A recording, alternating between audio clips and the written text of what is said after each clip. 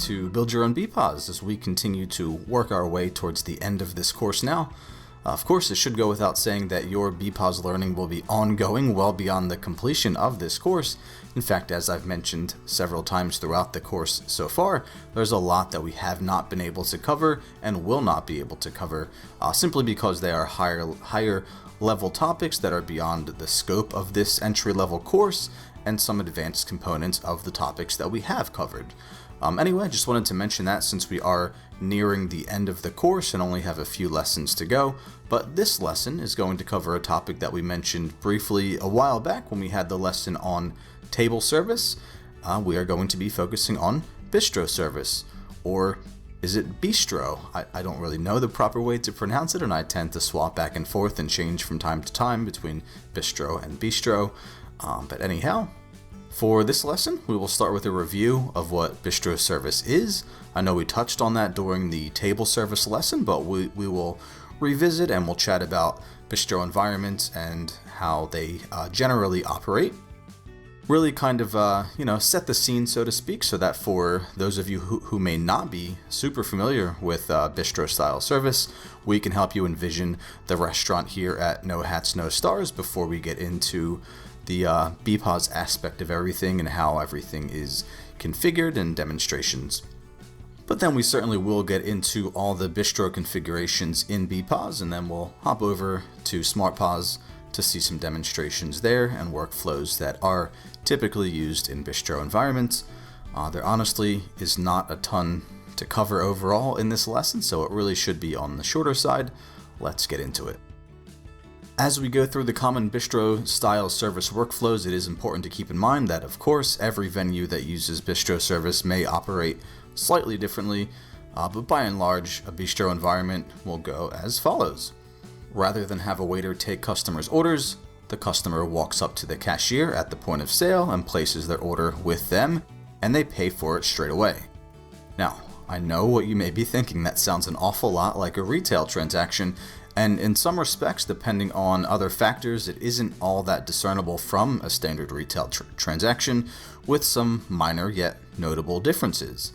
So after ordering and paying, the workflows could vary from venue to venue and customer to customer.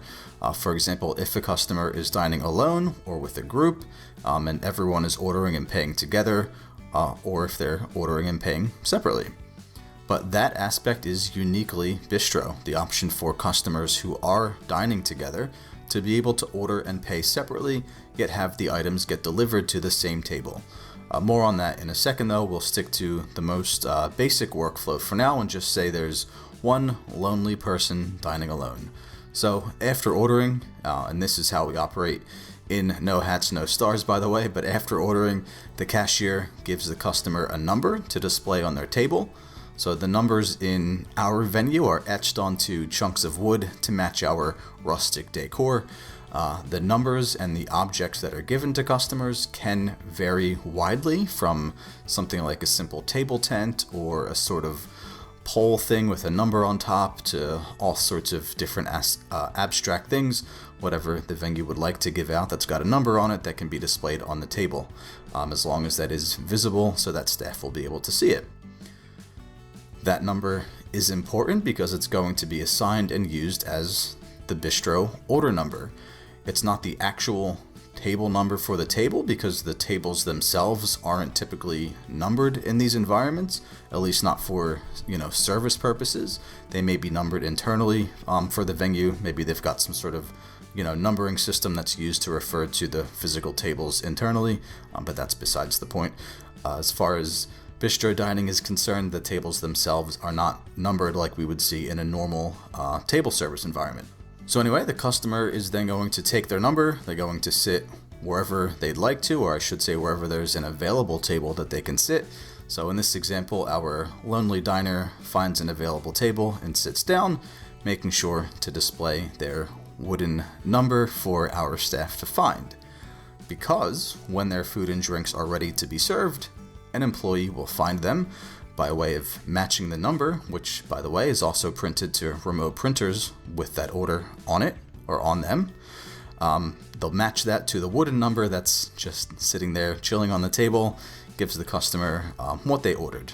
But that's it. So to summarize, it's a basic, at its basic form, the workflow is a simple 3-step process. Customer orders and pays and is given a number which is assigned to their order. Customer sits at an available table and displays that number. And finally, when their items are prepared, an employee brings those items to their table. Now, there are some variations to that, of course, as I mentioned earlier. One of those variations being that rather than giving customers an object with a number on it, the venue may give customers a pager or a buzzer. And then, when their food or drinks are ready from the kitchen or bar, they can page the pager or buzz the buzzer or whichever, and customers can go and collect the items themselves. Now, we will not be getting into detail with anything paging or buzzer related setups and workflows in this lesson though, just a bit higher level than the basics that we'll be sticking to here. But the other major variation involves the other main feature of bistro style, which I touched on a couple minutes ago. That variation being that our customer isn't lonely at all and is actually dining with a group of other people who are ordering and paying separately. So those other people that the customer is dining with can order immediately after they've ordered and paid, and then order and pay for their own items, but they'll all be under the same number. So no additional chunks of wood need to be given out in No Hats, No Stars, for example. That way, the items are all going to be sent to remote printers consolidated together. They should be prepared together and should then be served at the same time.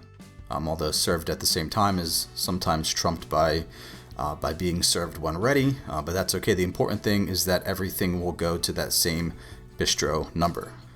And thinking back to that table service lesson, by the way, when we chatted about transaction IDs and table IDs, bistro orders are still given table IDs along with those temporary order numbers so that they can be reported on in the system by the table ID. And each individual order would have different transaction IDs, but still under the same table ID and bistro number. For example, let's say our customer orders and they're given chunk of wood number 7, and let's say that ends up being table ID number 3184 in the system, but is transaction ID number 29,600 something. So the next person dining with them orders, they don't need a new numbered chunk of wood, as mentioned. Their order is going to be on the same table ID of whatever I said there, 3,100 something, but is going to have a new transaction ID since they've obviously started a new transaction on that table. Cool, but I think that's enough of a bistro overview for now. If you're unclear of anything still, it should be cleared up as we go through the configuration options in back office and then get into Smart Pods later. So for now, let's focus on the system configurations. So there really are not a lot of configurations to set up. In fact, almost all of what we'll see in back office are things that we've seen before. We just need to make sure that everything is set up for bistro service.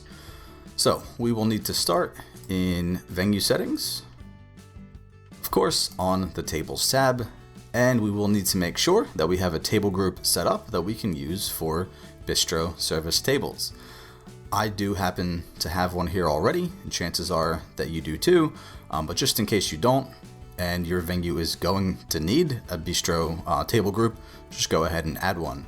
And of course, configure the table group however you'd like to here, but keep in mind that most of these flags won't necessarily be applicable to bistro service. For example, we don't need to ask the number of guests or the seat number for bistro tables, just to point out a couple that aren't applicable, and none of the waiter flags would make sense either. We certainly would not want to turn on the waiter required flag for a bistro table group. But we might still want to ask the customer name or ask if change is a tip. For example, for hours here, I will just leave everything alone to minimize any deviation from a basic workflow when we do get into Smart Pods. Now, aside from the table group though, there isn't anything else that we need to set up at the venue level. So I will just make sure we've got that table group set up and that it exists, and I'll save that. By the way, there's nothing at the global level that needs to be set up specifically for bistro service. However, we'll of course need to have things like our sorts and types defined. And on the other names tab, we may want to define a store group for Bistro. That's if the organization is either multi-venue or maybe a large single venue with multiple Bistro locations in the venue. So if that is the case, we may want to create a Bistro store group. And if we do have that store group defined for the Bistro store itself, we of course have this one that I added to our database here during that multi-store setup lesson. We would then want to assign that store group here to the store. And of course, configure the Bistro store however we'd like to. I know we haven't gotten into every single store setting in the past, but most of them we did. But we might want to do things like set prerequisites for the store, have some different points redeem percent set up, maybe have some transfer pricing, etc. But nothing at the store level that is specific or unique or required setup for Bistro stores. Although again, we would not want to turn on these waiter flags over here, and some of the other flags are not applicable for Bistro environments either. And if we look at the store types tab, while nothing here is required, it could be beneficial to set up some price redirects, such as we have done here. I think we must have set these up during that multi-store lesson too. And we would possibly want to configure the restocked from and stocking redirects depending on the venue's operating procedures and so forth from a stock control perspective. But again, nothing absolutely required at the store level for Bistro service or Bistro environments. So we'll go ahead and save that. Then at the workstation level, there are some things that we will want to set for sure. For example, the key set, so the key map set, the till function override map, printing setups, and of course any other standard till settings. So there is one flag actually on this tab that I do want to point out, is this get Bistro number flag. I will leave this off for our database here, but what this would do is it would automatically, as we can see the tooltip here as I hover over that, it would automatically generate a sequential Bistro number to use for each new Bistro table. Now that would be used in scenarios or environments where there's a variation to the scenario that I described earlier. We would want to turn that on for instances where maybe the Bistro doesn't actually hand out anything with a number on it other than the customer's receipt. And that sequential number will be printed on the receipt. Then, when the order is ready, the staff would call out that order number for the customer to collect their items. So, somewhat similar to our workflow and scenario here at No Hats, No Stars, but would be used in more fast casual or quick service environments, for example. Alternatively to that, we could also have the Ask Guest Name flag turned on in the table settings. Have operators enter the guest name at the till and then call that out for a more, a more personal touch. But really up to you if that is the type of environment that is being operated in your venue. But anyway, if we head back to the till setup tab, there's a couple things here that I want to mention. As far as the key set and the override map specifically, we will need to make sure that we have those things set up for our Bistro environment so that they can be assigned. Of course, that's assuming that they'll be different from the key maps and function maps that are used elsewhere in the venue. Maybe you don't need to create separate ones for Bistro tills. Maybe you could reuse key map sets and override maps that you've got for other stores. And the same idea for print formats here on the printing setup tab. We might want to create specific printer formats to be used for Bistro orders that are going to be sent to remote printers, or a specific print format to be used for Bistro receipts. But I will not create any new ones to assign, just letting you know that that is an option and obviously and might be needed in your venues. But let me just set up the printer types and formats while we are here. So there we go, similar, I think probably exactly like I had set up our main till in the main restaurant earlier in the course, with all of these printer types directed towards our virtual receipt printer, and most of these being directed towards our kitchen printer, with just the bar printer type directed, of course, to our virtual bar printer, and using just the same formats that we've seen in the past. I am also going to turn on this flag down here for receipts to always print. You'll see why when we get into SmartPOS later. But what I'll do now is I'll save this. I'm going to stop the recording. I'm actually going to set up a key map and a key map set to be used for our bistro here at No Hats, No Stars, and I'll be back in a second. We've gone through those things in the past, and I don't think you need to see them being configured again, but I'll set those up, and then when we get into SmartPOS later, you'll see the key map that we've got for our bistro here.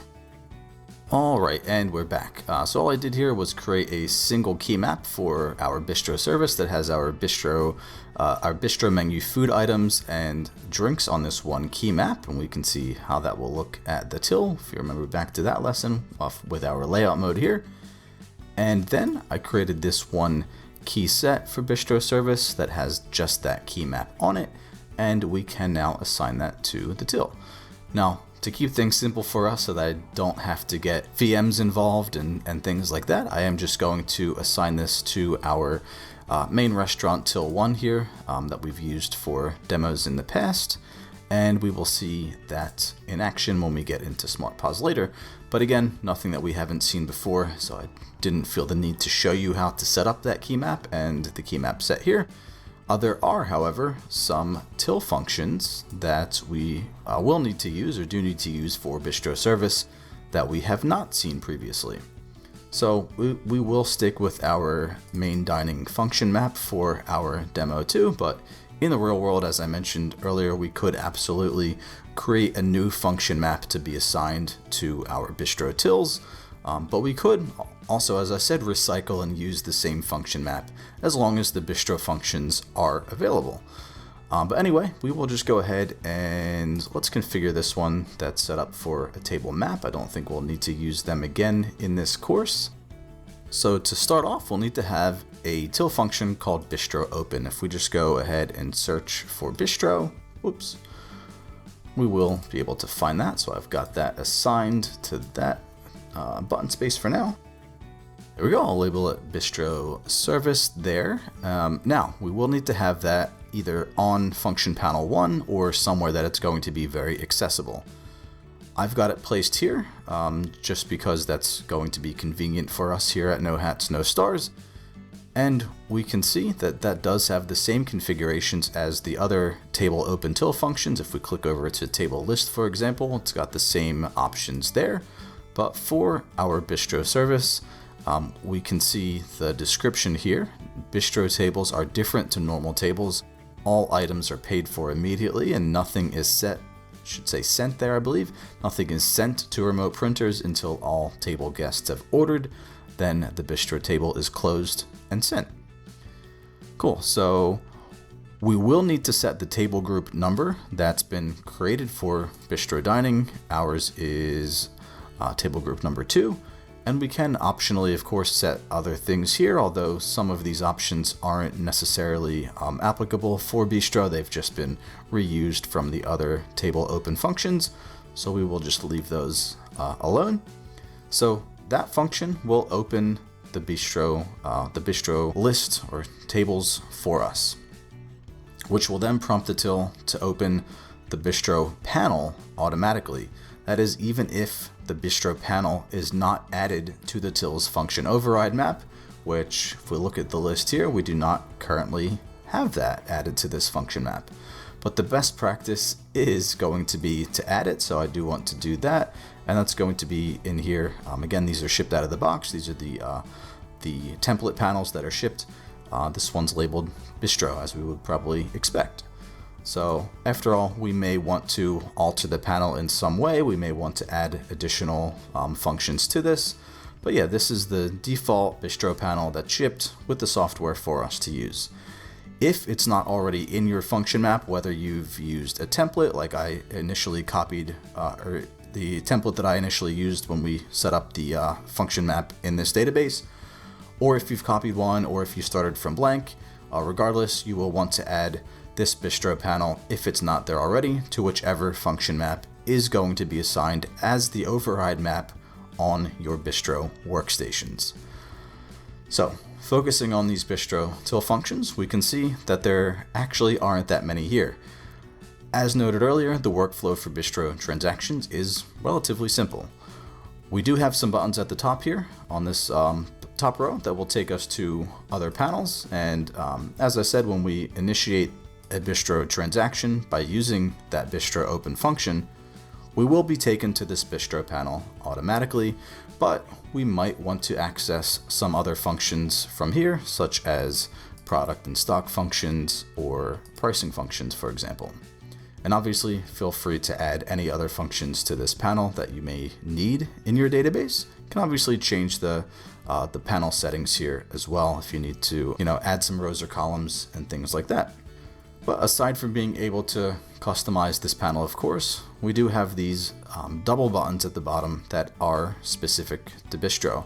Actually, this first one, labeled Table Save No Kitchen Print, is a table save charge account till function. It's not specific to Bistro, but its place within Bistro transactions is that a customer's order can be saved before they pay without sending the order to remote printers just yet. So we'll see the workflow with that in SmartPOS in just a minute. This other one though is specific to Bistro transactions. You would have seen that when I searched Bistro a couple minutes ago, that there are exactly two functions that are specific to Bistro. This one is Bistro Close and Print. We can see from the description here that Bistro transactions will not print to remote printers until the whole table is closed, not just paid and saved. This closes it and sends the whole Bistro table to the printers.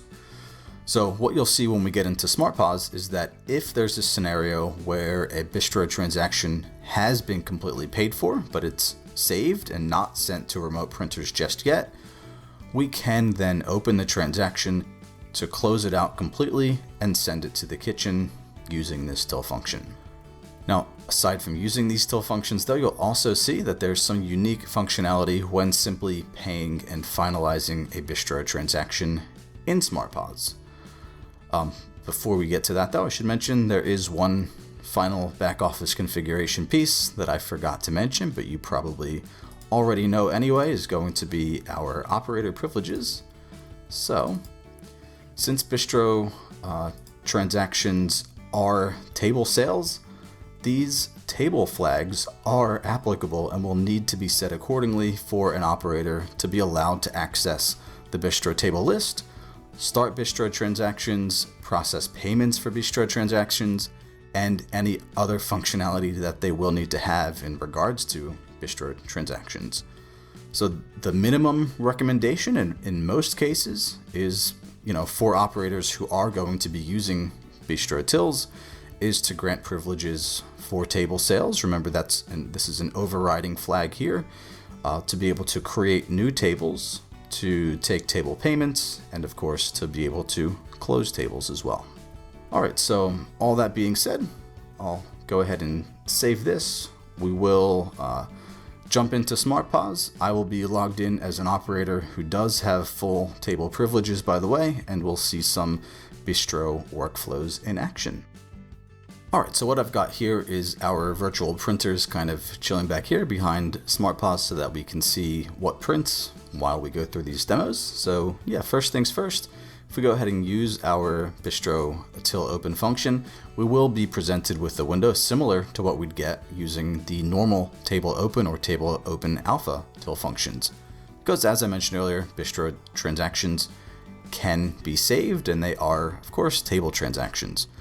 However, it's important to note that while Bistro transactions are somewhat like standard table transactions in that regard, what sets them apart in that regard is that Bistro orders need to be paid in order to be closed and have the order or orders print to remote printers. Cool, so let's check out probably the most common Bistro environment workflow, which would be one where multiple customers are dining together, but they are ordering and paying separately. So new Bistro will be prompted to enter the new Bistro number. Let's say I've picked up chunk of wood number 7 here, so that's what we're going to be handing to the customer. We'll go ahead and enter that. Just like that, our new Bistro is started. Just remember too that the workflow there could be slightly different, vary a little bit depending on how the table group, which is assigned to the Bistro open till function, is configured. Again, for our case, I do have all of those table group flags turned off, just to keep our workflow as simple as possible, sort of down to the bare bones here. But let me just bring up some things for our first customer, and I will go ahead and we will get into some variations for what could happen next. But for our demo, we'll just say they're going to order their items, they're going to pay straight away. So the transaction is going to be paid in full there, but notice that nothing has printed yet because the transaction is not closed yet. When I tap OK, we will then be presented with some options. We've got save and exit, meaning just that. The Bistro table will be saved and we'll be able to access it again and reopen it from the Bistro list, but it will not print to the remote printers yet. Or we could be completely done and we could go with close and print. We would want to use that if it were a lone solo diner. But for us, again, we're going with one of the most common workflows here, which would be that we've got another customer dining with this one. So we are going to opt for save more entries. Then, because I do have that flag turned on to always print receipts, the system of course wants to print the receipt for the order.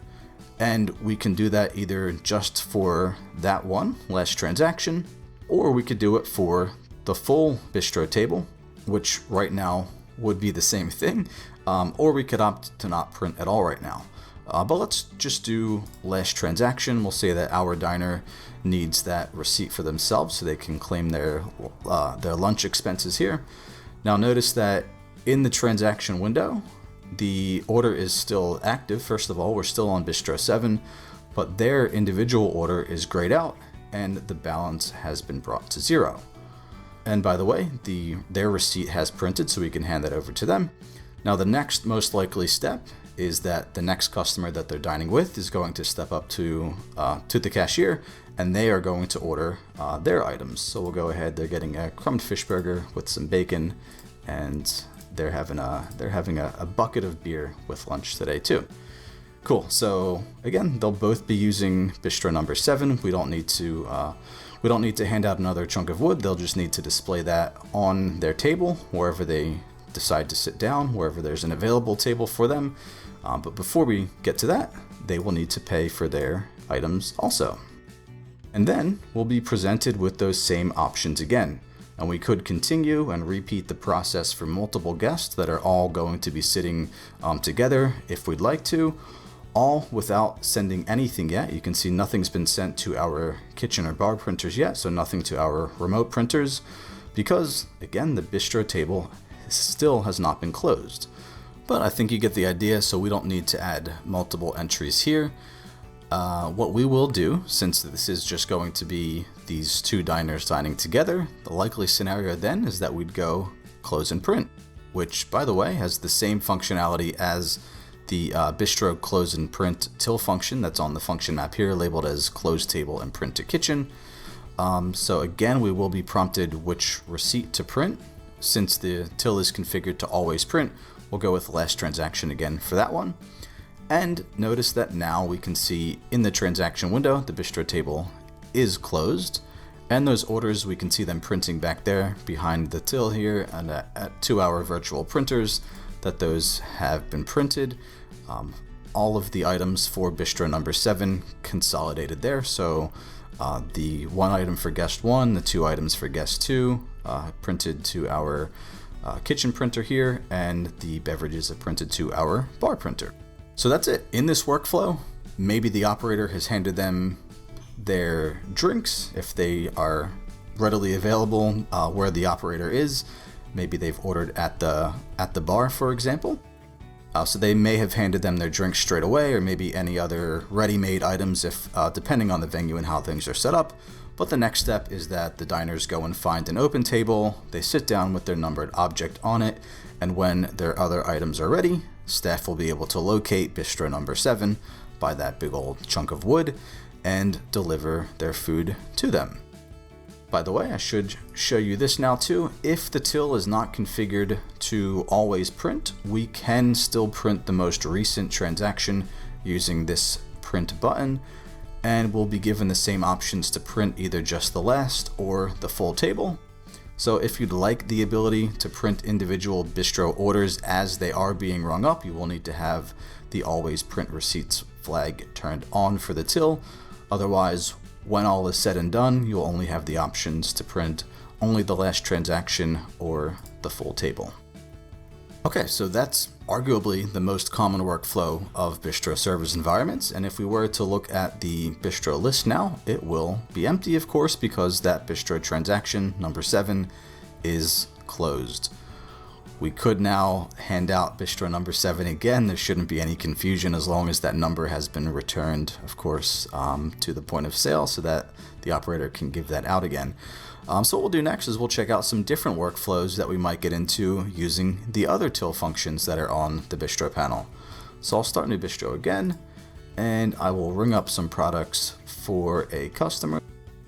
Cool, so what we'll do now is we will use this table save option. There's plenty of use cases for this. Maybe the customer forgot their wallet, or maybe they need to go check on someone else's order that they're going to pay for, or perhaps they just want to order now and then their friend, who maybe is 4 people back in line, is going to order for their own items and pay for both. Who knows? But regardless of the reason, we've got the ability to save the Bistro transaction without paying for it yet. And of course, without paying for it, we cannot close it and print it to remote printers yet either.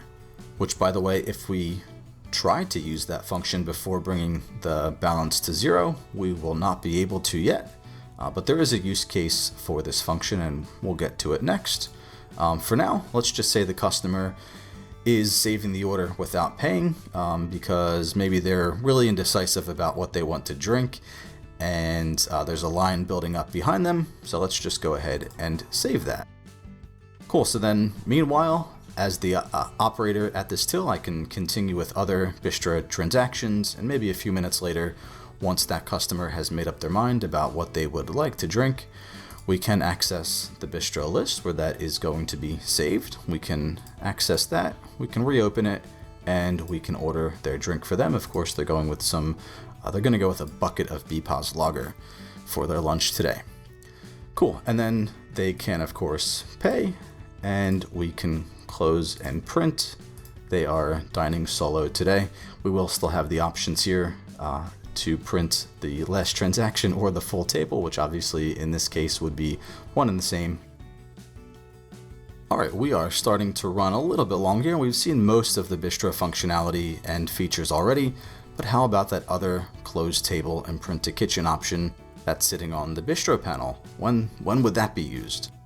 So one use case would be that a customer orders and pays, but they do not want to send their order to the kitchen yet. So maybe they're expecting more people to join them, so they save the Bistro transaction like we just did for the last demo. And then let's say the people that they're expecting don't show up. So we go to the Bistro list and we reopen that. And then we just need to close that to send it through. So it's been saved, we reopen it, it's already been paid for. So all we need to do when we reopen it to send the orders through now is to use that till function, and it's going to close that and send those items through to the remote printers. Done. Another use case could be that they'd like to order and pay for maybe multiple products at once, but separately. So maybe they'd like to order lunch and a beverage and pay for those first and send those straight through. And then at the same time, they're going to order and pay for their dessert, but they don't want the operator sending that to the kitchen yet. Maybe after they've gotten their meal, they would like that to happen. Again, who knows, probably other use cases out there for that till function. So we do provide that option for whatever the case may be. But that really is it for our Bistro service environment. Not too much to configure. Again, we just need to make sure that we've got the table group to use for Bistro set up and any other, optional things taken care of, such as product key maps for the Bistro menu and the right till functions in place. Then, as we saw, the most common workflow is straightforward. Customer 1 orders and pays, and the system will prompt through to allowing customer 2 to order and pay, customer 3 to order and pay, so on and so forth until everyone dining together has ordered and paid. Then close the transaction and send all items consolidated together to the remote printers. There are, of course, always going to be other workflows that we could encounter, but yeah, trying to keep things as simple as possible, just show you the bare basics in this lesson. But as always, thank you very much for your time and attention.